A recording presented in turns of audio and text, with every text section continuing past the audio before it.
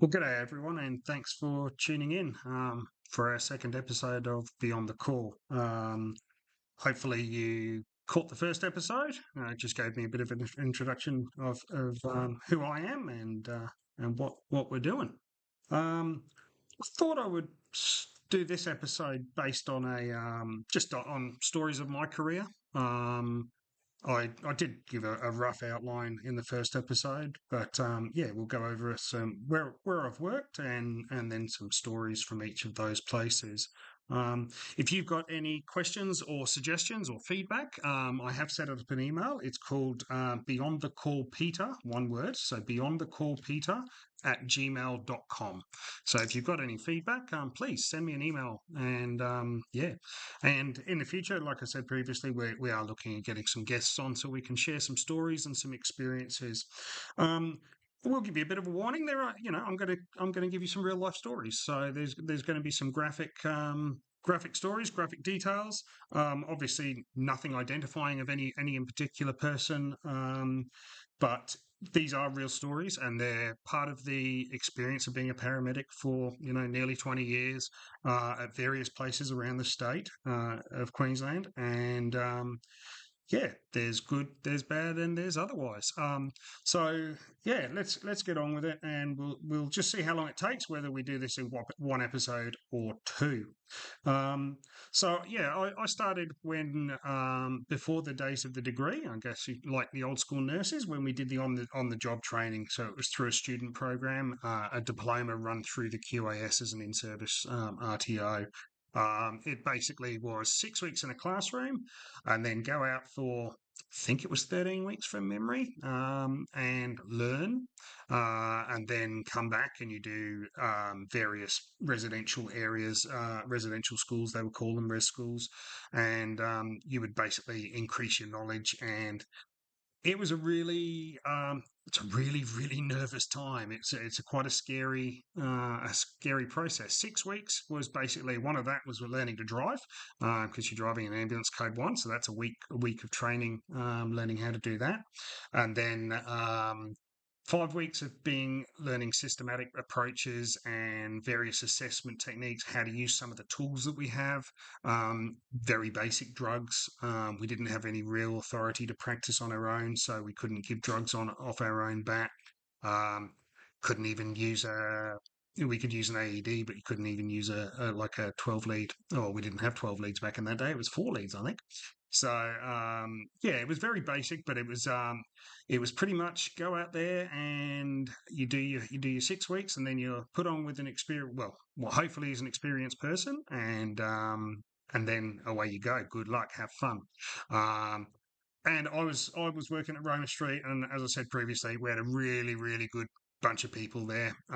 Some excellent paramedics, very keen mentors. Um, Great OICs. There was a few different OICs in the acting roles, but all of them were excellent. And yeah, it was a really supportive.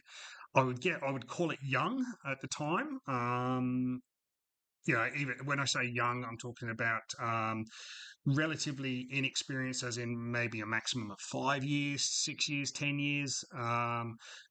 Everyone keen, mostly people there under 30, and it was really, yeah, it was a really good vibe, really positive vibe. Very busy station, as you would imagine, being in the CBD of Brisbane. Friday and Saturday nights were pretty much valley to the RBH, valley to the RBH. I think my record was like 18 jobs in a 10-hour shift or 12-hour shift or whatever it was. And yeah, it was really busy. You'd get to know the nurses pretty well, even though it was a huge hospital. That's the one we primarily went to, and lots of really good experience. But you go to the ambulance station for your first week, and everything is terrifying. I'll never forget the first time, because back in the day it was had pages, and that's how you got dispatched your job. So you'd be sitting, and I remember the first code one. So the code one is your lights and sirens response, and we were pulled in getting Maccas. How stereotypical is that? We was pulled in getting Maccas, and we just ordered, and the pager went off, and I basically shit myself. Where are we going? What are we doing? We got to run. Can't wait. And my partner, they're still in the job. brilliant human being. Yeah, she was like, just yeah, that's calm. That's we got a couple of seconds. We grabbed our food and put them in the bags, and away we go off to the first lights and sirens job. Can't remember what it was, but yeah. But I'll just give you an insight into my first week. So my first week, there was two jobs that distinctly stick out. First was an arrest. So, so a cardiac arrest is basically a CPR job for those that aren't in the know. And I will we backed up a crew. So there's me. I think I was on my first or second day. I think it was the first day, and rocked up, and there's another crew already on scene. The CCP is on scene, and they're basically okay. You rock up, and the main thing with a CPR job that's very different to how it used to be is you rotate the compressions. For anyone who's done CPR, you know how exhausting it is. 2 minutes is the maximum anyone can do really effectively at a time before you have a rest and rotate.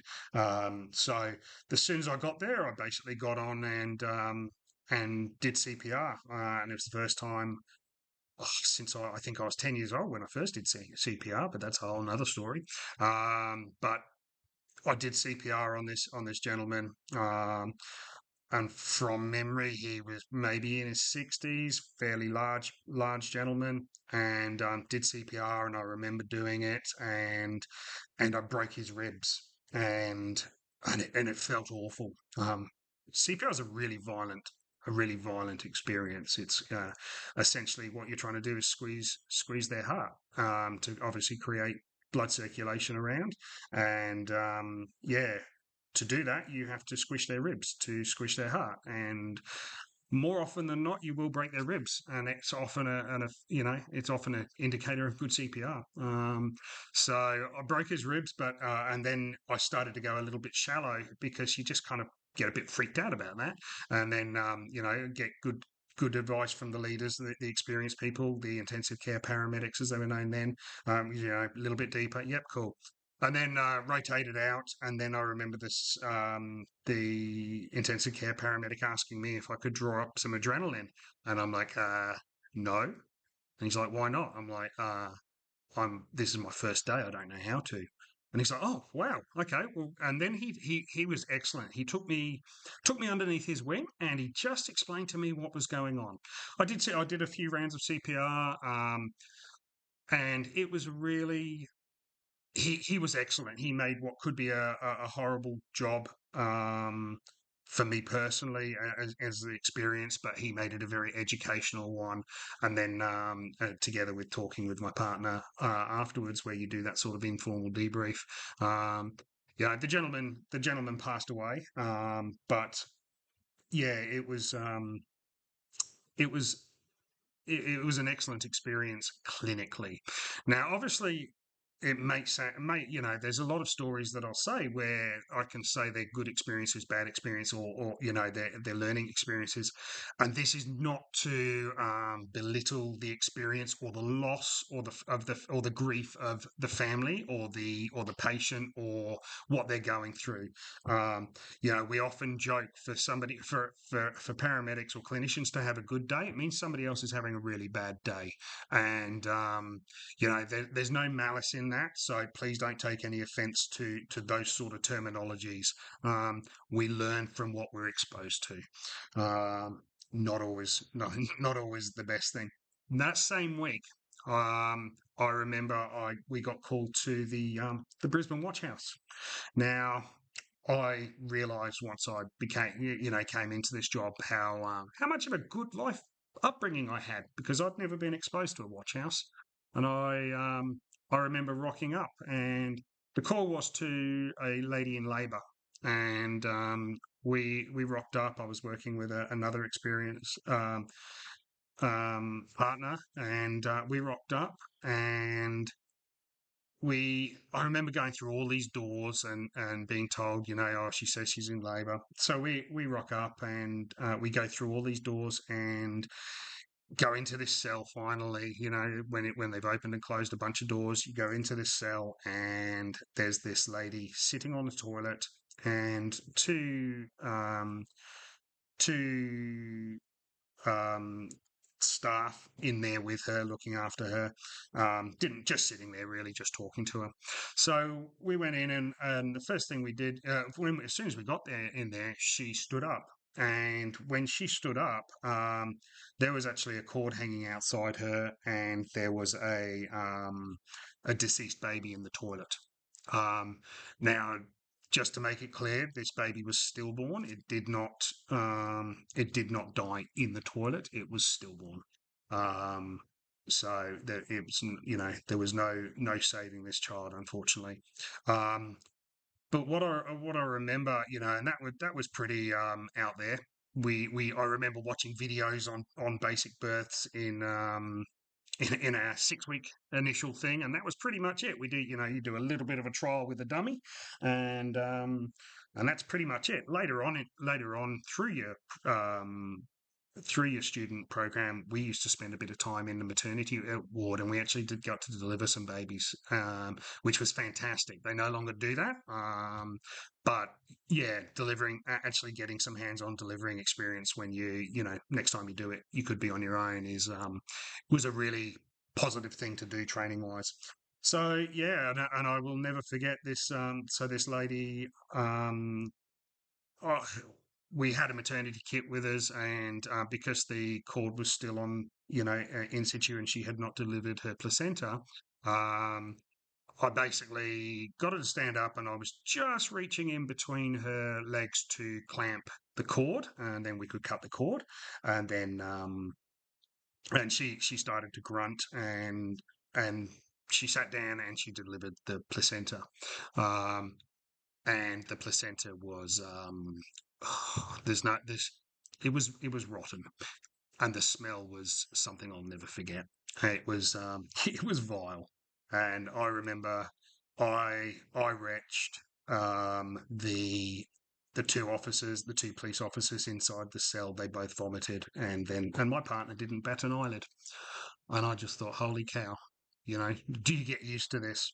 Um, so yeah, my first week, we had to pick up this dead fetus from the toilet and the placenta, and then you obviously have to inspect the placenta to make sure that it's entire, because obviously that increased the risk to the mum if there's some retained products, that type of thing. So um, and yeah, and then we took him off to hospital. So that was week one, and I'll never forget getting home and saying to the wife, "Well, I think it can only get better.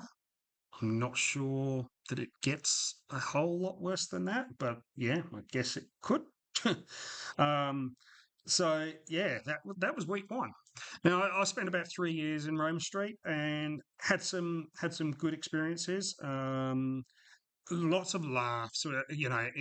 When it's incredibly busy, and this is, you really do develop a dark sense of humor. You your closed car conversations can be dark and inappropriate and probably offensive to some people. You wouldn't have those conversations with the general public, but it's just part and parcel of a coping mechanism. I think if you speak to most nurses, nurses are probably the darkest of the lot when it comes to humour. But police officers, ambos, we firefighters, we all have that similar sort of sense of humour. And yeah, the conversations we used to have around the dinner table at our house was yeah, quite weird. Um, so a couple more stories that we had while we were in while we while I was at Roma Street, and there was a couple of good outcome ones that I'd like to talk about, because most of the time we talk about negative outcomes. No, it's funny when you're in emergency services, and most people say, one of the first questions, "Oh, you must have seen some horrible stuff. What's the worst job you've ever been?" And it's a really shitty question. I understand why people talk about it and are curious, but what you're basically asking is, what's the worst job you've seen, and can you relive it for me? It's Yeah, it's a pretty crappy question when you think about it. So, as a result, I think as paramedics and the more experience you get, you actually don't remember a lot of the good jobs. So it was funny when I was doing the thought process behind this podcast, and even as part of my therapy, um, is remembering positive jobs or what's a good outcome. Um, yeah, and the one thing people need to be aware with CPR jobs, and the rest of the one things where people think that you'll save a lot of people. A lot of people, the out of hospital cardiac arrest survival rate is less than 20%. Um, there's 15-20 year paramedics that have never had one person walk out of hospital. Um, I'm really lucky in that I know I've had five, and I think there might be a couple more. Um, but that means there's a lot of people that have died. So a lot of people do CPR, and they will never have a save quotation marks to their name. And it's not a skill thing. It's a luck thing. It's a where are the is that patient ready to meet their maker? Where are they when they're arrested? Who's around? How far is a defibrillation?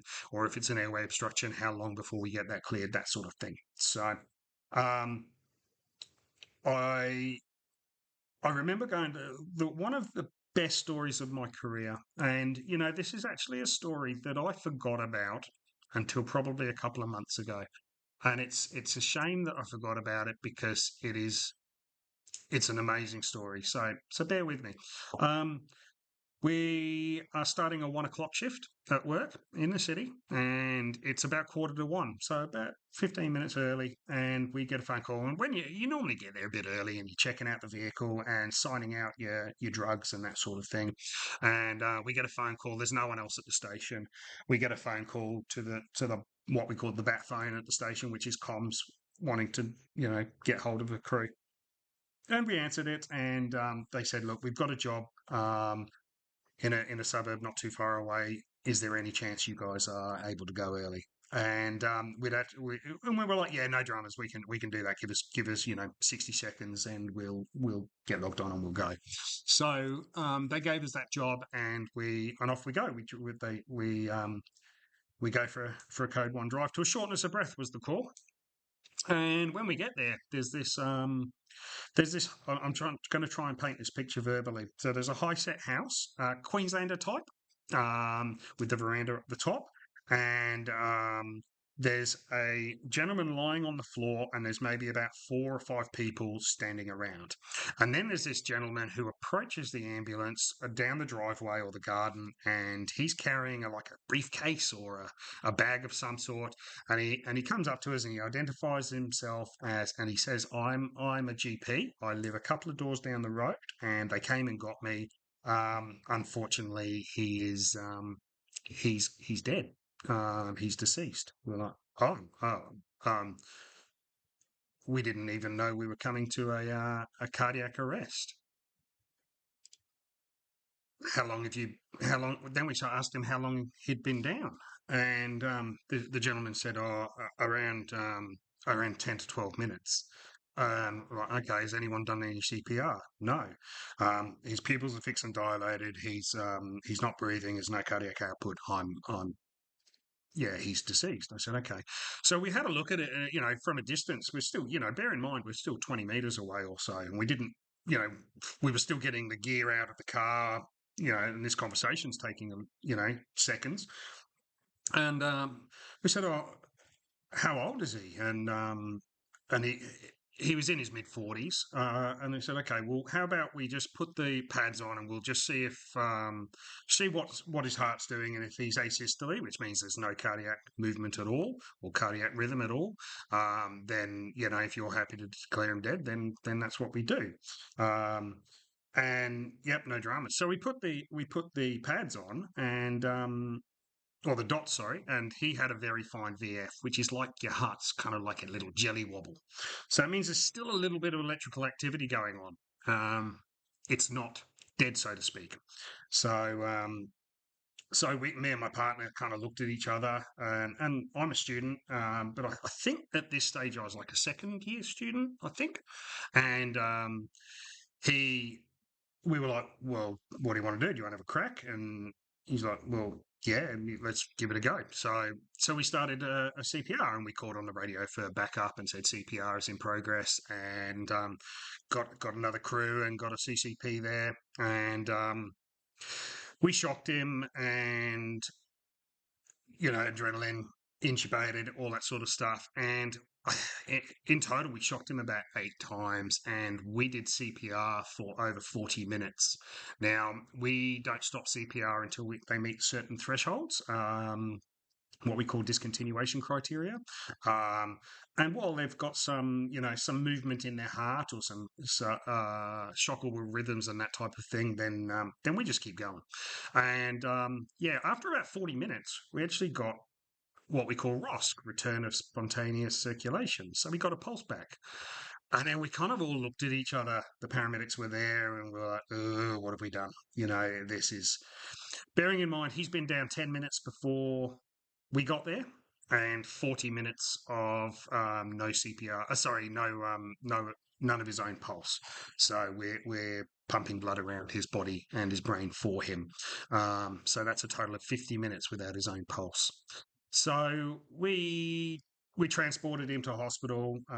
You always give them a heads up when you're coming up with something like that, and we turned up, and yeah, we took him to hospital, and we handed him over. And when we left that job, we were, he was alive. He was having runs of what we call VT, which is another shockable rhythm, but then it would convert itself before we did shock him and things like that. He had a very unstable heart, and he was taken up to the cath lab, and that's it. We just thought, with that long, he'd have so many brain injuries that he possibly could be an organ donor.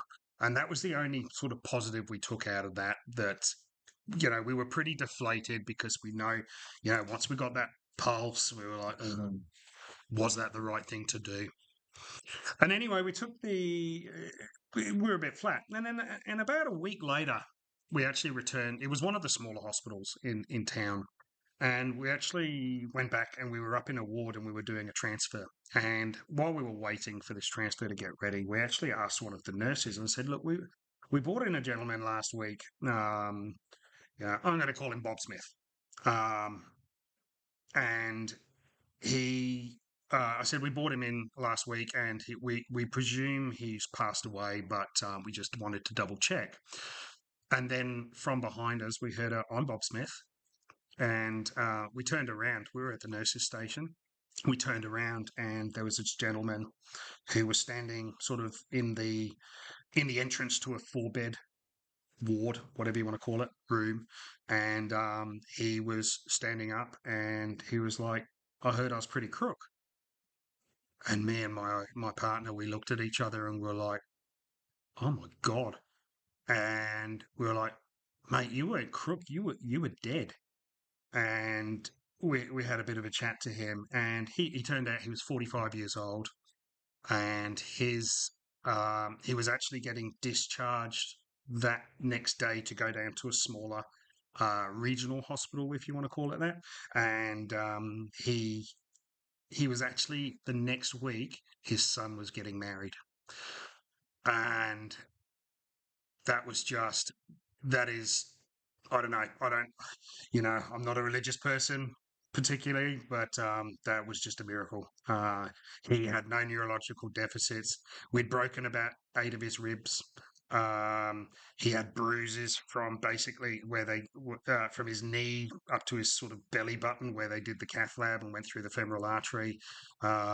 He was, black and blue. He was sore, but he was alive, and he had no neurological deficits. It was like, holy crap. And me and my partner, we floated out of that hospital. And as I said, that is a miraculous story. And I lost that in my head. I lost that as a positive outcome because we concentrate so much on the negative. But that was a save. We actually saved that guy's life. And that's a pretty cool feeling. And it's such a rarity. But yeah, as they say, it wasn't his time. Yeah, I got no idea how, why. Yeah. Is there a higher plan? God knows, but yeah, it was unbelievable. Um, then another one at Rome Street, which is always it always gets a bit of a laugh, is we were called with the police and we had to stage and wait for the police because there was a kid screaming. We were called by a neighbour to a kid just incessantly screaming, and it was a welfare check. Um, and we met with police around the corner. So, for those that aren't aware, if it's a potentially dangerous situation, then we stage and we wait for police so that we can, we obviously don't have a lot of tools in our belt, whereas they do, and we'll go in with them and render assistance where required.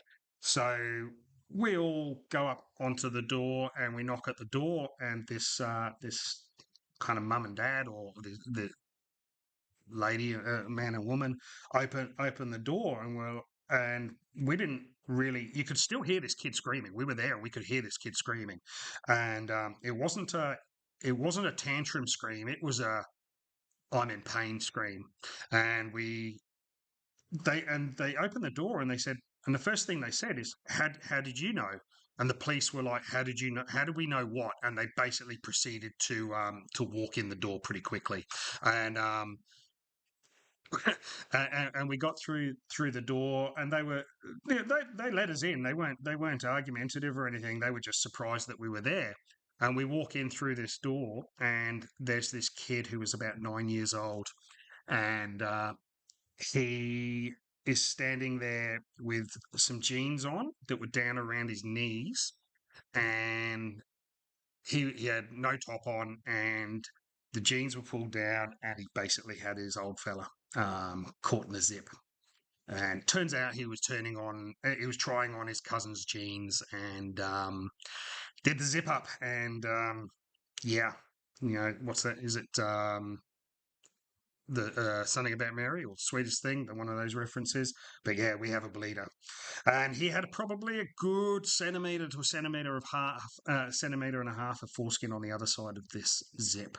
And there was two female officers, so it was a female paramedic, a female copper, and a male paramedic and a male copper, and both us males, we just kind of like, oh, like I imagine, and a few people are right now, and we're like, holy crap! So the first thing I did is I went over to him and I pulled the jeans up because they were pulling down on him, um, and it was like, oh my god, that's oh, and he was screaming. I was screaming inside with him. It was just oh yuck. And I remember we gave him the green whistle. For those that don't know, it's a very effective analgesia, and it's really good on kids. And basically, for kids, if they use it properly, can kind of put them to sleep. And it sort of knocked him out a little bit, and then we cut the bottom of the zip below the zipper, and the thing fell apart, and we released the grip, but he was pretty badly damaged, and yeah, he would have. We took him to hospital, and he would have definitely needed a circumcision at the end of that. So it was one of those things that does stick in your mind as one of the funny things. Obviously, not so funny for him at the time, but when you look back at it, you can't help but have a giggle. Uh, Another one that gives a giggle. The one thing I can't do, I'm okay with vomit. I'm okay with blood. I really struggle with poo. So there's a poo story coming up. If you don't like poo, you're not going to like this one. So anyway, we get called to a lift assist only to an elderly gentleman. From memory, he was like late 80s, early 90s. Quite an elderly gentleman. And we turn up, and he's naked on the floor, and he's fallen, and he just can't get up. So we're like, yep, no dramas, and we're in the lounge room, and his wife's there, and we help him up, and we do, you do an assessment, and he's not injured, so you help him up, and we get him up and he gets onto his wheelie walker and he says, I need the toilet. I said, no dramas. So he's on his wheelie walker. And what I tend to do is if you're following behind somebody who might be a little bit unsteady, is you go quite close behind them and you kind of put your knee behind their butt so that if they go to fall, they actually sit on your knee. Um, and as we were doing it, we did a few steps, and he wasn't running a marathon. Um, we weren't going too quick, and he's gone, oh, step away.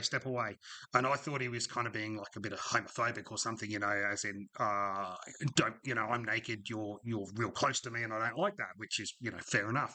And he goes, no, step back, and I stepped back, and this liquid poo came out of him, and it had not left his bum hole and hit the ground, then my partner was already out the door.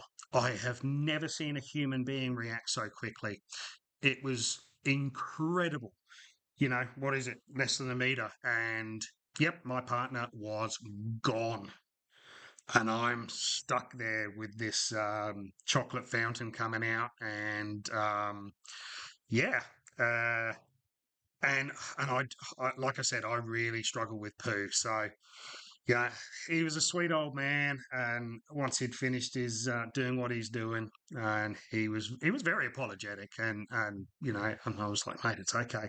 So I did something that I don't normally do, and I actually said, okay, let's go get you cleaned up. So we went. I took him into the bathroom, and I'm retching. I'm doing everything I can not to spew, and I get a hand washer and I clean this guy up.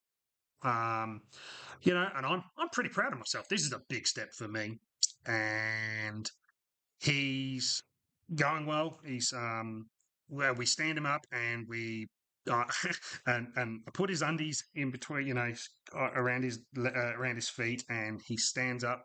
He gets one foot off, and I put it under, and then I'm just reaching in, and somehow my arm is between his legs, and this time there was no warning, and this chocolate fountain came down and hit me on the arm. Well, that will do me. I spewed. Um, he was devastated, but I was like, yeah, I just couldn't hold it in. I puked, and then yeah, and I'm like, okay, mate. Well, I'm worried about dehydration, so yeah, so we basically put a sheet around him, and uh, we took him to hospital. I couldn't clean him up again, and I just sanitized and scrubbed my arm. Yeah, it wasn't his fault. Have no ill will towards this man whatsoever. It happens. Mistakes happen. Nurses do this all the time, and I take my hat off to them. Aged care facilities, any caregiver who has to do this, and I've done it as a parent. You do what you got to do. Um, it's just, yeah, it's not I struggled with it in a big way. But yeah, it gave everyone a giggle when I told everyone about that one. Um, well, it's yeah, that's been 35 minutes, and I'm still on the city jobs. I'll do one last job based on Roma Street, then I'll end it up, and then on another episode I'll do some of my rural stuff, and then yeah. So I'll never forget this one either. It was a Sunday morning. It was 5 o'clock in the morning, so we'd worked a double Friday night, Saturday night, and our night shift did 9 till 7 at the time. They were, I think, could have been 7 to 7, but I think it was 9 till 7. I think they were 10-hour shifts, and we got called to one of the large hills in Brisbane that cyclists like to use, and for a cyclist who'd come off his bike. And down this particular hill, they can come off at a rate of knots, 60, 70 kilometres an hour or even faster. And we get there, and somehow fire were already on scene. Um, yeah, don't know how. But it was one of the rare times they were on scene before us, and we get there, and there's this gentleman he's one of what do they call them? Mammals, middle-aged men in lycra. So he's wearing all the bike gear, but he doesn't have a helmet on, and he's sitting up, and his bikes, and he's got his bikes over, to the side. He has got road rash everywhere. He is just, ugh, just road rash, just not a lot of skin left on him, and but he's sitting up, and that's always a good sign. And I start talking to him. It was my job. So in the ambulance, when you're doing two pair, basically you have a patient care officer and then the second officer who generally goes and gets the gears, does the obs and all that sort of stuff, and the patient care does the main patient care. Go figure. And so I'm asking this gentleman. I said, I'm talking to him, asked him his name, and I don't think he answered. And I asked if he was wearing a helmet, and he said yes. And then witnesses came over and said he was not wearing a helmet. I'm like, oh, okay. Yeah, he's got all the gear and no helmet. That's weird. So he's got this sort of grey, permy, wavy type of hair. Um, really, not long, but long enough to, when it gets blood around it, it'll stick and congeal and that sort of stuff. So my partner's off getting his stuff, and I've put a collar on him, and I'm asking him questions, and he's answering yes and no, but it's not really even appropriate what he was saying. So that's actually it's not a great sign. Um, you'd ask him what day it was. Yes. Were you doing this? And you just wouldn't get an appropriate answer. So I went round while we were waiting, and I said, I just want to have a look at this cut on the back of your head to see where the blood's coming from. And he had on the right at the back of his head, he had this this lump of bloody hair, and I picked it up. Now for those that don't know, heads bleed like a mother. Like there is the tiniest nick can just bleed, and we get called all the time for head bleeds that are a 1 or 2 millimeter nick, and they just don't stop bleeding. So you never know what you're going to find when you're looking at a head, despite how much blood there is. So I pick up this lump of congealed hair and I put it down, and I'm like, what the hell? And then I picked it up again and I'm staring at it. And a firefighter came over and she said, oh, what's wrong? Your face looks weird. And I said, oh, have a look at this. And she looks and she's like, is that his brain? I'm like, yep. And he was missing some skull and you could see brain tissue. And he was sitting up talking to us. And I'm like, oh my God. I said, can you do me a favor? Can you go and tell my partner to hurry up? Uh, tell her what we've seen and we need to get to hospital. And so, yeah, we got him to hospital. We on the way, I rang the hospital up and I told them what we had. And they were there waiting for us to take him into the trauma room. And he was. He was a little bit agitated, as he's obviously got a pretty severe injury, and we handed him over, and I remember the ED consultant saying, you sure you saw his brain? I'm like, I don't know what else it could be. I'm pretty sure that was his brain. And they did a CT, and he actually had, I think from memory, it was 8 individual bleeds on his brain, and the one thing that saved his life was the missing skull. Essentially a self-made borehole, so it relieved the pressure on his skull. And I actually chatted to him about 2 weeks later, and he was 100%. He was all good and very, very grateful. So that's a pretty cool job. So sitting up, talking to someone with some of your brain visible from the back of your head. Um, and he had a good outcome. So yeah. Um, so there's been a mixture of stories. There's good and bad. There's grotesque and funny. There's and sometimes both are the same story. And what we find funny can be grotesque to others, and vice versa. So everyone's got their thing of what they find funny. But what I will say is that every job adds up. These are all micro traumas. These are all abnormal things to see that are a normal part of our job, but they're abnormal for humans to see on a day to day basis. So, and we'll talk about this down the track. So, And this was just Roma Street. This was 3 years of my career. There's some of the jobs. Obviously, there was hundreds and hundreds and hundreds more. Um, some good, some bad. Most I can't remember. It's one of those things. But it was a good place to work. There was good crew. A lot of still in the job. A lot of left. Still in contact with some of them. And yeah, it was a great place to be a student, and got exposed to a lot of different things. I think the only thing we didn't really get exposed to was like high speed car accidents, because in town there isn't that many high speed areas. But yeah, it's drugs. I think I gave more heroin treatments, so Narcan. I gave more heroin. Well, I put it this way: I left the city in 2008, and I don't think I've given Narcan since. And I would have given it many, many times in the 3 years that I was there. Obviously, times have changed, and we've gone on to different drugs and things like that. But yeah, heroin was, yeah, it was huge back then.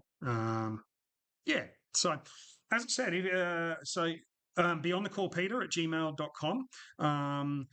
I'm just here to spin some yarns, and then these first couple is just basically getting some background of me, what my story is, what some of my jobs are, and then we'll get into some of the heavy stuff of the PTSD and the effects and things like that, and the stories of the downsides, because